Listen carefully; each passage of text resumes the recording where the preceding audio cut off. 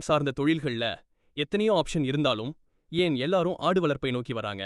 இது உண்மையிலே ஏழைகளின் ஏடிஎம், அதாவது போஸ்ட்மேனோட ஏழைகளோட ஏடிஎம் தானே தானான்றது ஒரு கொஸ்டின் மார்க்காவே இருக்கு. இத பத்தி தான் இன்னைக்கு விரிவா பேச போறோம்.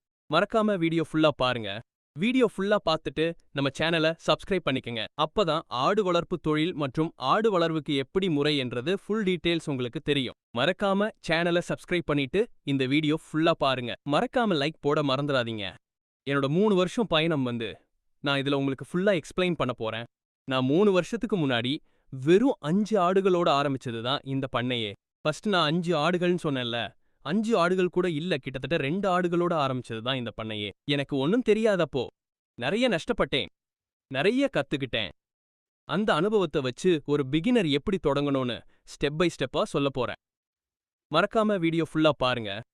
ஃபர்ஸ்ட் பாத்தீங்கன்னா, ஆடு வளர்ப்புல ரொம்ப ரொம்ப முக்கியமான விஷயம் தொடங்குவதற்கு முன்னாடி என்ன செய்ய வேண்டும் பாத்தீங்கன்னா, இனங்களோட ரகசியத்தை, அதாவது ஆடு வளர்ப்புல நிறைய இனம் இருக்கும், இனத்தோட ரகசியத்தை நீங்க கண்டிப்பா தெரிஞ்சுக்கணும். அது என்னன்னு பாத்தீங்கன்னா, நம்ம ஊர்ல எல்லாரும் செய்யற தப்பு. பக்கத்து ஊர்ல ஒருத்தர் வளர்கிறாங்க, அதே இனத்தை நம்ம வாங்கினா லாபம் அதிகம் அப்படின்னு சொல்லிட்டு நீங்க வாங்குவீங்க. அதுதான் ரொம்ப தப்பு.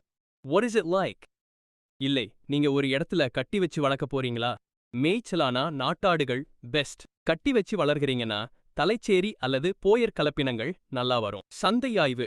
நெக்ஸ்ட் சந்தை ஆய்வு. ஆடு வாங்கறதுக்கு முன்னாடி உங்க ஊர் பக்கத்துல இருக்கிற சந்தைக்கு 2-3 வாரம் சும்மா போய் வாங்க. அங்க என்ன விலைக்கு ஆடு விக்குது, எந்த மாசம் டிமாண்ட அதிகமா இருக்கு நோட் பண்ணுங்க.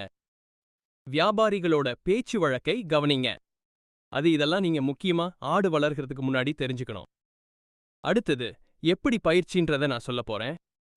நேரடியா களத்துல இறங்குறதுக்கு முன்னாடி அரசாங்க கால்நடை மருத்துவக் கல்லூரி கொடுக்கிற ஒரு நாள் அல்லது 3 நாள் பயிற்சியில கண்டிப்பா கலந்துக்கோங்க. அந்த கலந்துக்கிட்டீங்கன்னா அந்த சர்டிபிகேட் உங்களுக்கு லோன் வாங்குவதற்காக ரொம்ப உதவும். அதனால கவர்மெண்ட் கொடுக்கிற பயிற்சி பக்கத்துல இருக்கிற கால்நடை மருத்துவர்கிட்ட போய் கேட்டீங்கன்னா சொல்லுவாங்க. கண்டிப்பா நீங்க போயிட்டு அந்த பயிற்சியில எப்படி ஆடு வளர்க்கணும், எப்படி நோய் மேலாண்மை எல்லாமே எக்ஸ்பிளைன் பண்ணுவாங்க ஃபுல்லா. உங்களுக்கு அது பெஸ்டா இருந்துச்சுன்னா போயிட்டு நீங்க ஒரு நாள் இல்ல 2 நாள் கலந்துக்கிட்டு இந்த சர்டிபிகேட் வாங்கிக்கங்க. சர்டிபிகேட் வாங்குனீங்கன்னா பின்னாடி லோன் கொடுக்கறதுக்கு உங்களுக்கு பயனுள்ளதாக இருக்கலாம். நான் இது வரைக்கும் வாங்கினதில்ல, பட் ஆனா அது ஒரு வழிமுறை இருக்குன்னு சொல்றாங்க. மறக்காம ஃபாலோ பண்ணி பாருங்க. அடுத்த விஷயம் இப்போ ஃபர்ஸ்ட் பாத்தீங்கன்னா, நம்ம எப்படி இனத்தை தேர்ந்தெடுக்கணும் அப்படின்னு சொல்லிட்டு இனத்தை தேர்ந்தெடுக்கணும். எப்படி நம்ம சந்தையில போயிட்டு எப்படி பழகணும்ன்றத சொல்லிட்டேன். நெக்ஸ்ட் கொட்டகை அமைப்பு. வெயிலுக்கும் மழைக்கும் ஆடு தாங்காது. ஆடு வெயிலையும் அதிகமா இருந்தாலும் தாங்காது, மழை அதிகமா பெஞ்சாலும் தாங்காது. சோ தெற்கு வடக்கா கொட்டகை அமைச்சாதான் காத்தோட்டமா இருக்கும். தரையில தண்ணி தேங்கக்கூடாது. தரையில தண்ணி தேங்காம இருக்கிற மாதிரி ஒரு குறைஞ்ச அளவுக்கு ஒரு தர வளர்ப்புனா, இப்ப பரன் மேல வளர்கிறீங்கன்னா ஒன்னும் பிரச்சனை இல்ல. தரையில வளர்கிறீங்கன்னா ஒரு மேடு மேரி போட்டு அதுக்கப்புறம் கொட்டாய் போடுங்க.